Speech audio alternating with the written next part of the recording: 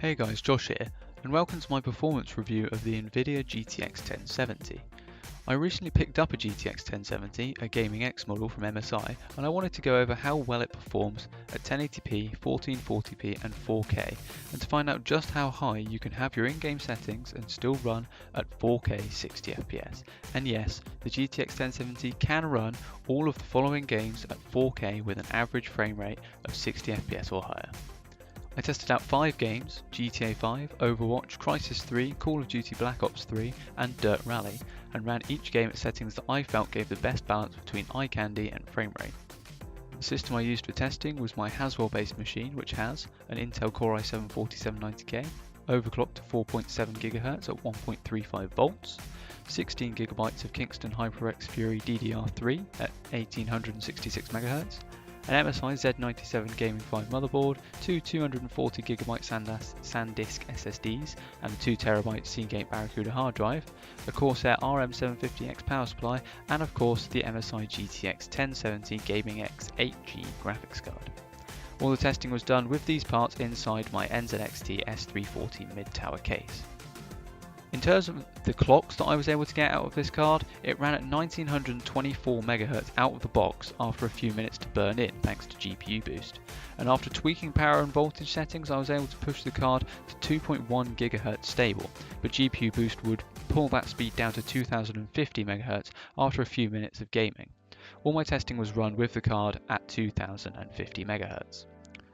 Before I tested gaming performance, I wanted to test the GTX 1070 in a synthetic benchmark, so I ran 3D Mark Firestrike in normal, extreme and ultra modes, and the 1070 gave some pretty impressive results.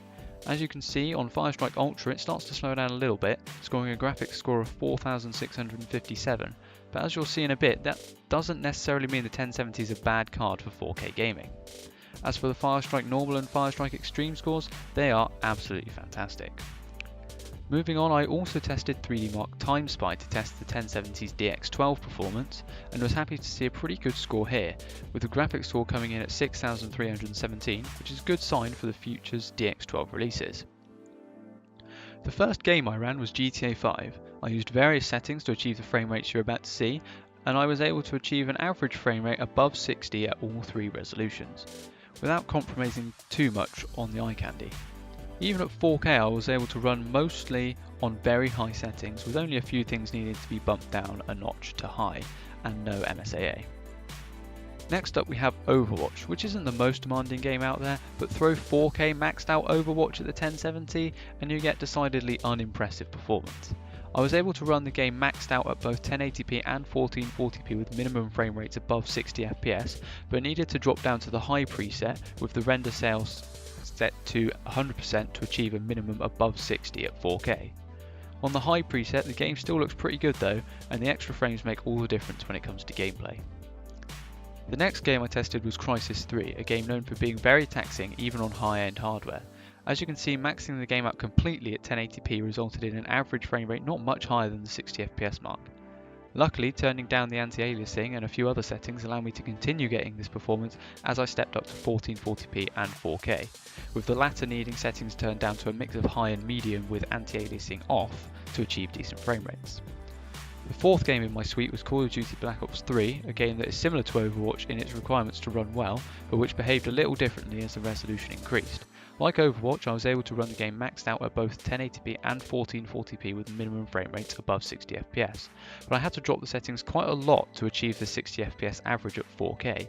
You could drop the settings down a bit more to try and get a 60fps lock, but I feel like that's sacrificing too much visual fidelity, and it would be better to play at 1440p maxed out, in my opinion.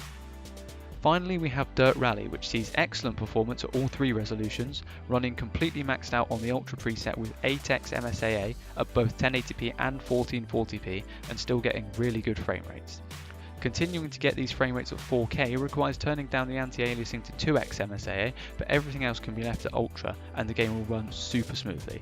Although it should be noted that this game is very CPU dependent, so if you have a weaker CPU, you'll likely see reduced performance and need to turn down some settings. And that's the end of the benchmarks. So overall, the GTX 1070 is a fantastic graphics card, which is well suited to high refresh rate 1080p gaming, maxed out 60fps 1440p gaming, or even 4K 60fps gaming with a couple of tweaks to the settings. Kudos to Nvidia for making such a powerful card, and to MSI who made a cooling solution that kept the card from ever going higher than 75 degrees while remaining almost completely silent at the same time, even when overclocked. Anyway, that's it for this video guys, I'll catch you in the next one.